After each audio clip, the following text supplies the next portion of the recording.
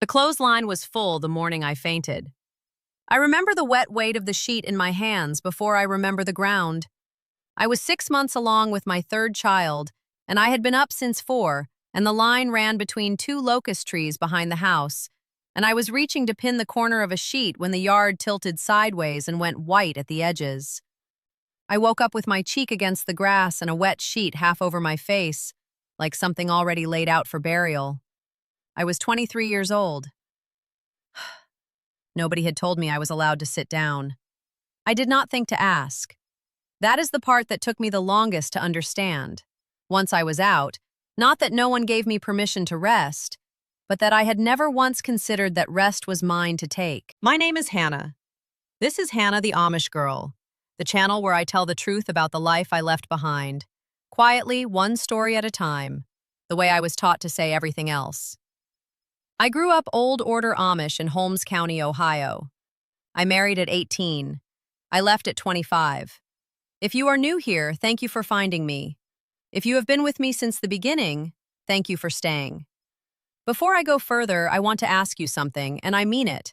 I read every comment, every single one.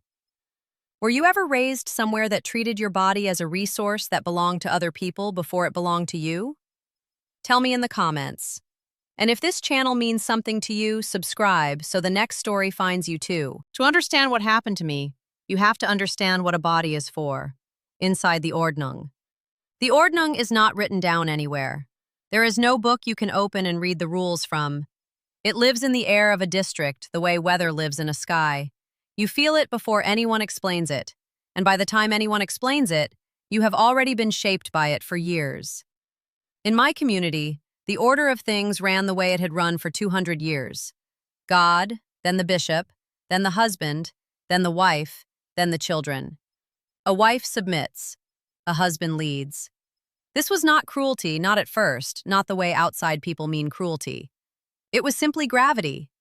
Gelassenheit, yielding, was the highest virtue a woman could hold, and Hochmut, pride, was the sin most watched for in a woman's face.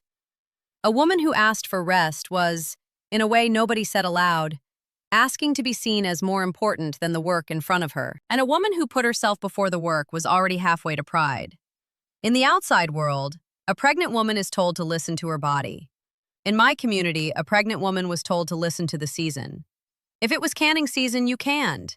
If it was harvest, you carried food to the fields and washed the harvest clothes and put up the extra produce before it turned. Pregnancy did not pause the calendar. The calendar did not know you were pregnant. Everyone knows a woman's body changes when she is carrying a child. No one says that the work should change with it. I met Samuel at a supper after a barn raising. He was quiet in the way that, at 19, I mistook for gentleness. And in some ways it was gentleness. Samuel was never once a man who raised his hand to me. Not once. And I want to say that clearly, because this is not a story about a monster. Samuel was raised inside the same silence I was raised inside.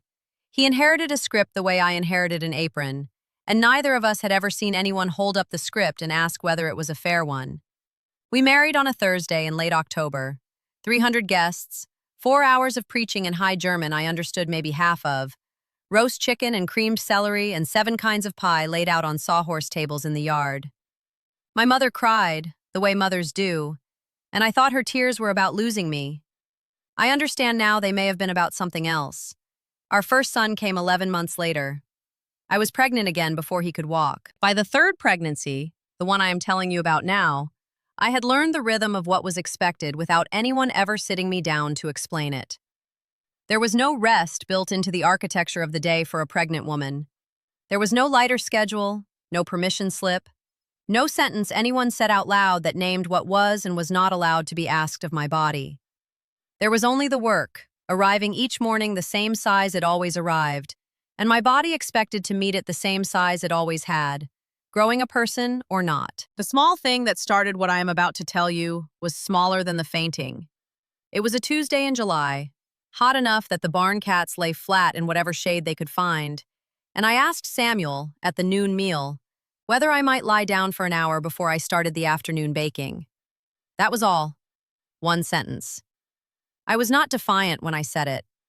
I was tired in a way that had a color to it, a gray at the edges of everything I looked at, and I asked the way you ask for a cup of water. Samuel did not answer me. He looked at his plate, and then he looked out the window, and then he went back to eating, and the silence that followed was not an answer, it was a verdict. And I understood that before I understood anything else that day. The pressure that followed was never loud. I want you to understand that because I think people who did not grow up the way I grew up imagine punishment as a raised voice, a slammed door, something you could point to. What I lived through in the weeks after that Tuesday was the slow withdrawal of warmth, room by room, the way a house cools when someone leaves a door open in winter and nobody says which door. Samuel stopped speaking to me beyond what the day required. Pass the salt, the cow is out, is supper ready? 3 days of that, then 4. My mother-in-law came by on the 5th day with a jar of chow-chow she did not need to deliver in person, and she sat at my table and said, without looking at me directly, that a wife who lets the cold in cannot complain when the house freezes. Her hands never stopped moving while she said it, shelling peas into a bowl, and I understood I was being told something I was not being told. The way Amish women deliver warnings, sideways, wrapped inside something else, so that if you ever repeated it back to her, she could say she had only been talking about the weather. A week after that, Samuel's sister stopped in for coffee and talked for 20 minutes about a woman 2 districts over who had asked her husband for too much during a pregnancy and lost the respect of the women at quilting because of it. She never said my name. She did not have to. Everyone knows. No one says. Then came the frolic in August, a quilting bee at the Miller place, 11 women around a frame stitching a double wedding ring pattern. And it was there that I had what I have come to think of, privately, as my Ruth moment. Because the woman who spoke to me that day was named Ruth, an older woman, 70 at least, with hands that had done this kind of stitching for 60 years. She was seated beside me, and partway through the afternoon, without turning her head, without breaking the rhythm of her needle, she said, "They do not hit us. That is not our way. What they do is harder."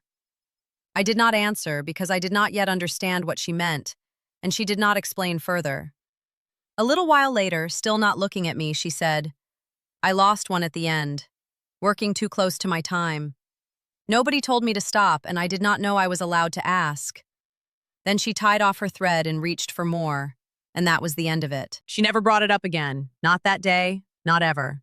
And I have wondered since whether she meant for me to carry that sentence the rest of my life the way I have. Before I go further into what happened after that, I want to pause and thank you for staying with me this long.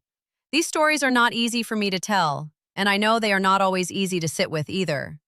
If this is resonating with you, please subscribe, and if you have not already, tap the bell so the next story finds you.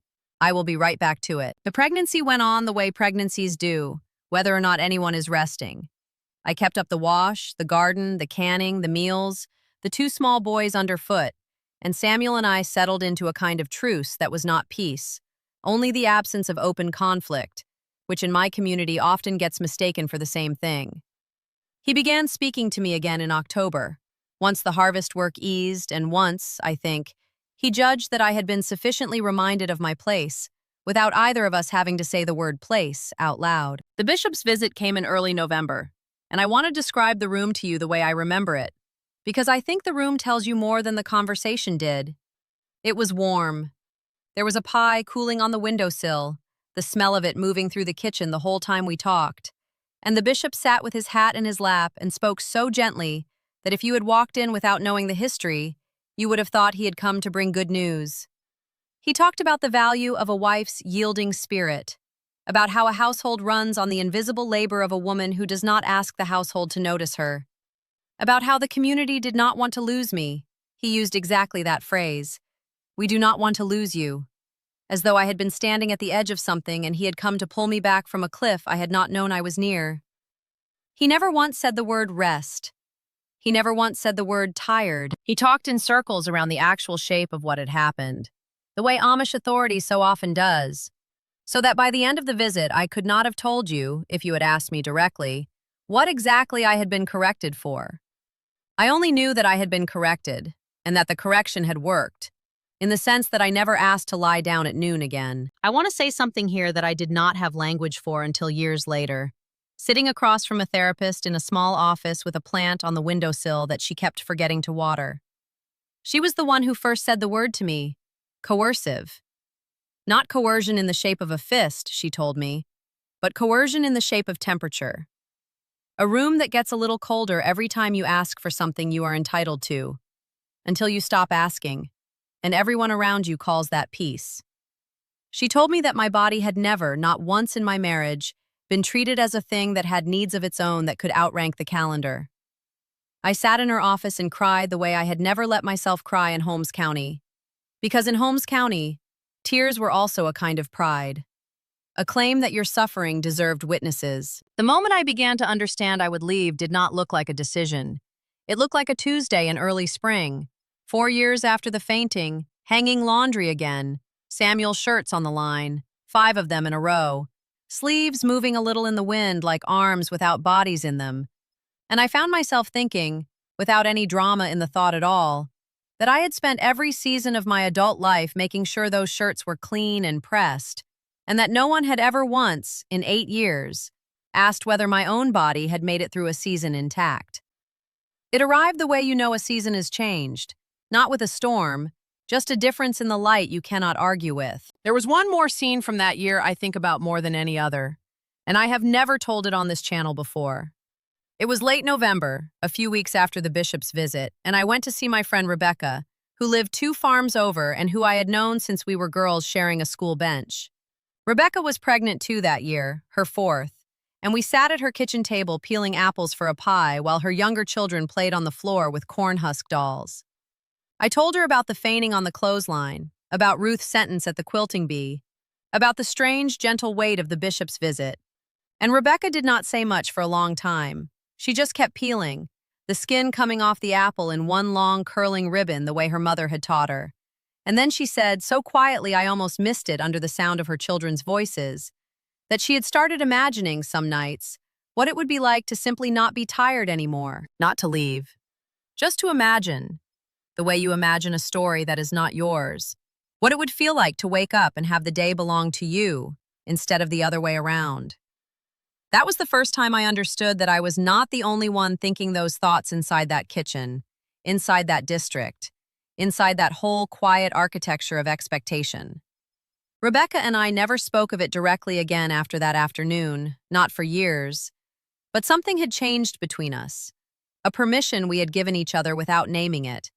And I think of that apple peel curling onto her table more often than I think of almost anything else from that time. I will not tell you the story of the leaving today. That belongs to a different video, and it is not a short story to tell. What I will tell you is that leaving cost me what leaving costs every one of us who has done it. The shunning, the maidung, my mother's hands that would no longer pass a dish to me at the same table, my own children for a time looking at me the way you look at someone who has broken a rule you have not yet been taught the name of. I will tell that story properly, another day. What I want to leave you with tonight is this. Samuel was not a monster. My mother-in-law was not a monster. Ruth was not a monster, and neither was the bishop, with his gentle voice and his pie on the windowsill. They were people standing inside a structure so old and so quiet that most of them could not see its walls anymore, any more than a fish can see water. The system was the mistake, not the individual hands that carried it out. That distinction matters to me more now than it did when I first left, when I wanted someone to blame with a face and a name. If you grew up in a place where your body was treated as a resource that belonged to the calendar before it belonged to you, I see you. If you ever kept working long past the point your body was asking you to stop, because stopping felt like a kind of pride you were not permitted to claim, I see you. If you were ever told that a good woman is one who does not need anything, until there was nothing left of you to need with, I see you. You were not weak. You were surviving inside a system that was built so that you could not rest without paying for it. Tell me in the comments what part of this story stayed with you. Tell me if you have your own story, whether it happened in a farmhouse in Ohio or somewhere that never had a barn in it at all. I read every single one. Subscribe to Hannah the Amish Girl, because there is so much more I have not yet said. Until next time, choose your freedoms wisely. They might just save your life. Your body is yours. It was yours before you spoke any vow.